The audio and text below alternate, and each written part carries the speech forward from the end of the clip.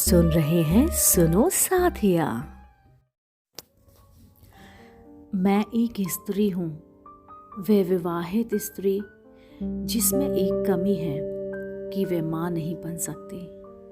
बांझ, हाँ यही वह शब्द है जो हर रोज मेरे हृदय को छलनी कर देता है। सास की दृष्टि से मैं एक बंजर भूमि की तरह हूँ जिसे स्नेह रूपी जल से सिक्त करने की क्या आवश्यकता। अंकुर तो स्फुटित होने से रहा, पर हमेशा अपने पुत्र को समझाती है कि वंश को आगे बढ़ाने के लिए उसे अब पुनः विवाह कर लेना चाहिए या उसके लिए सोचना चाहिए। उन्हें आतुरता है कि जल्द से जल्द वो पोते का मुंह देख लें ताकि उनके स्वर्ग में जाने का मार्ग प्रशस्त हो सके।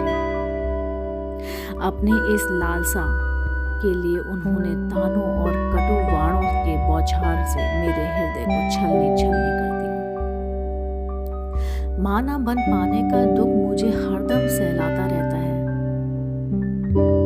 मेरा ममतामय हृदय ललायित रहता है। किसी बच्चे को देखूं तो उसे गोद में लेने, दुलारने, पुचकारने के लिए, लेकिन मैं मन को मार लेती हूँ क्योंकि आज मैंने किसी बच्चे कोई स्नेह से दुलारा, पुचकार लिया और कल वो अगर अस्वस्थ हो गया तो उसकी एकमात्र वजह होगी मैं। मेरा मां ना बन पाने का कारण मेरे मन में उपजी ईर्ष्या, डायन व जलन की भावना। तरह तरह से टोटके आजमाए हैं मुझ पर, नुक्से आजमाए हैं मुझ पर। जो भी आता है अपने संग ढेर सारे सुझाव के पिटारे लिए आता है।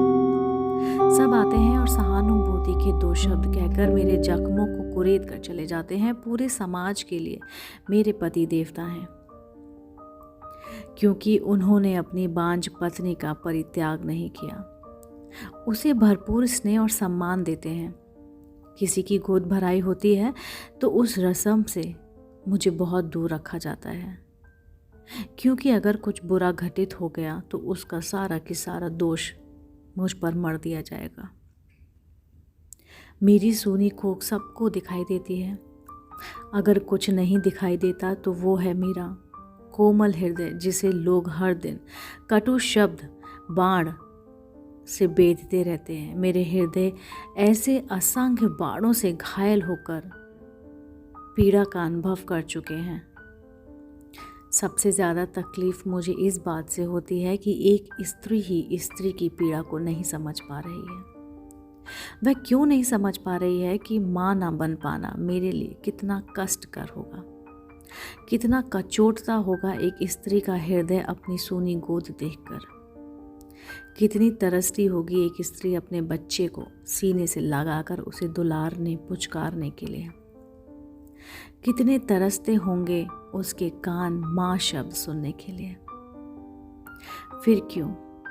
फिर क्यों हर बार कोई स्त्री ही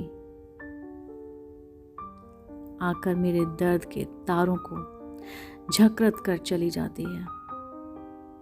अपने सारे दर्द, सारे जख्म, अपने प्रति हुए तिरस्कार और अपमान को कागज के पन्ने में उतारते उतारते अनायास की ममता फूट फूट कर रो पड़ी।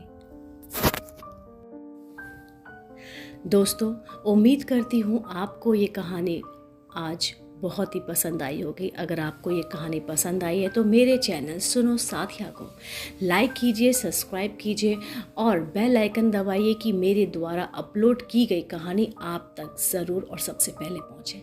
मिलती हूँ मैं जल्दी नई रोचक कहानी के साथ। तब तक के लिए नमस्कार।